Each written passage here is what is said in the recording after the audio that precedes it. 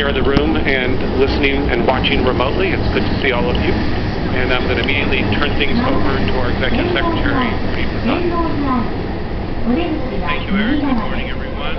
Let me remind you that this broadcast open session is being webcast live. We also maintain an archive of this session. So whatever you say and do today will be retained in history forever and ever. We have 3 council members who are participating by phone.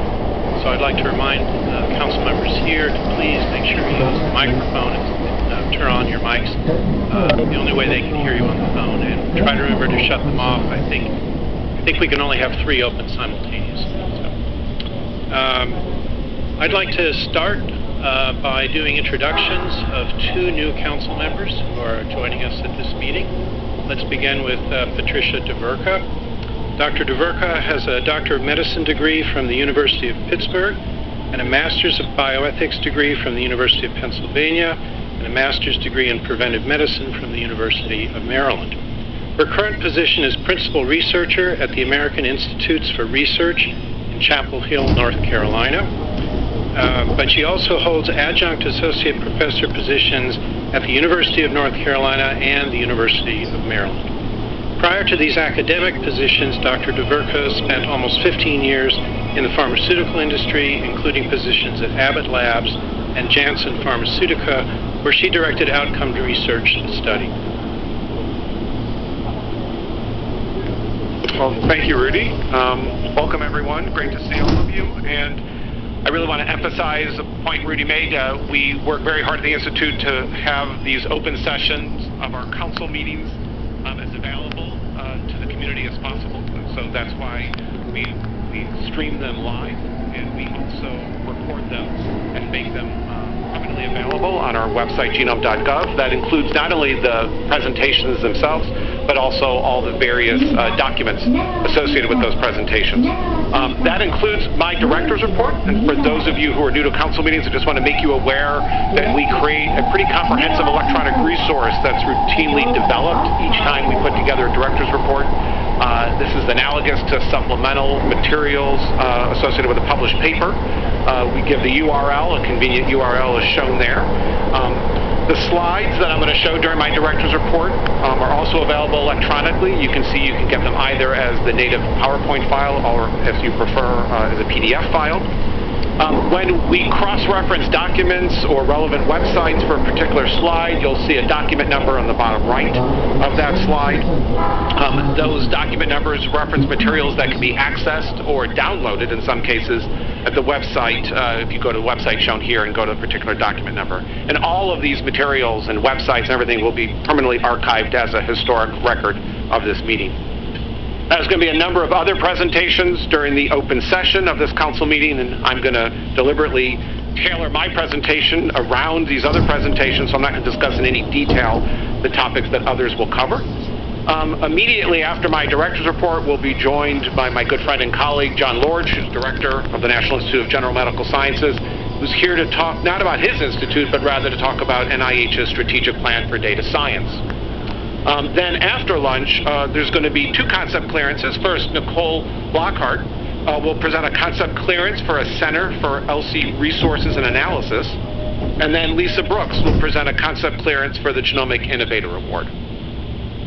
After that, we will have an update about a part of the Institute that is not really the responsibility of this council, but is an important part of the Institute. Dan Kastner, who's the Institute's scientific director, in which he serves as the director of our Division of Intramural Research, will be here to give a report and an update, if you will, about the NHGRI Intramural Research Program. And then we're going to have 2 extramural program reports to follow. Adam Felsenfeld and Chris Wellington will talk about the NHGRI Genome Sequencing Program, and then Anastasia Wise will talk about the undiagnosed diseases network. So that's the plan for the open session. What I'm going to do in my director's report is to cover these 7 areas that are listed here, which have proven to provide a nice framework for the topics that I want to cover. And I'll start with one, and actually only one, update about a general institute update, but it's an important one because it relates to our new strategic planning process. So, at the February council meeting, all of you hopefully remember that I announced and kicked off, if you will, the beginning of a new round of strategic planning for NHGRI, one that will establish a 2020 vision for genomics by publishing a new strategic plan in late 2020. Now, there have been a number of developments since that time that I want to briefly summarize for you. So earlier this month, we held our first public town hall. In this case, it was a virtual one in which participants joined by webcast and audio conference. The emphasis of this first town hall was to get input about the strategic planning process itself. And a recording of this town hall website.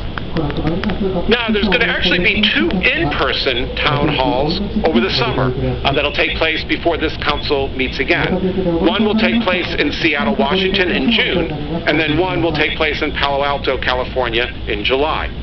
We welcome those of you living in those general geographic locations to participate in these first 2 of what will be a series of traveling town halls, including town halls that will take place in places other than the West Coast. And we have some of these already being lined up, and we'll have more to say about that at future council meetings.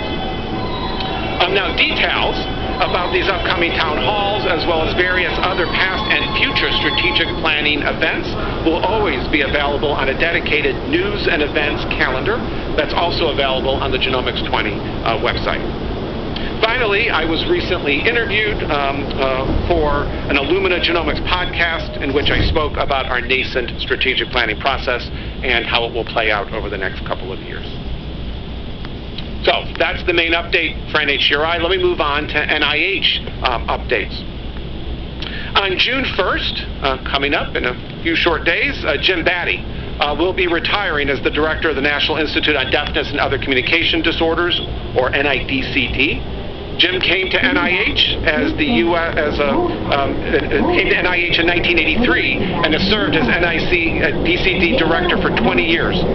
He also served as a member of the U.S. Public Health Service Commission Corps for more than 21 years, retiring as a Rear Admiral in 2008. Under Jim's leadership, NIDCD supported researchers who developed the tools and programs necessary to implement universal screening for newborn hearing loss.